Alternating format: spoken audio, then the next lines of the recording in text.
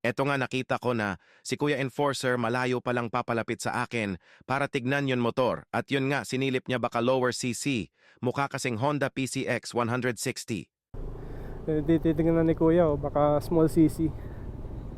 Ayan, urong na siya. Kuya, 400cc kuya. Minsan kasi yung mga enforcer, no, kilala rin nila yung mga motor.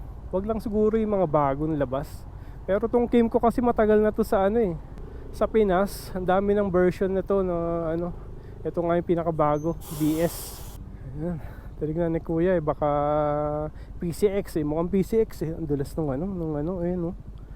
Langis kasi yan eh. Oh, naramdaman ko yung dulas. Kaya mga ka-JTEC, kakita nyo yung ano na yan, marka na yan, huwag kayong dadaan dyan. Dahil ano yan, madulas. Ayan. Ito ate. Okay mga ka-JTEC. Okay, sarap! Woo! First expressway ni Kim Chu! Woo!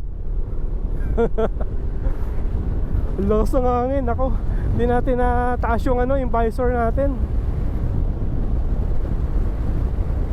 Grabe. Visor down tayo.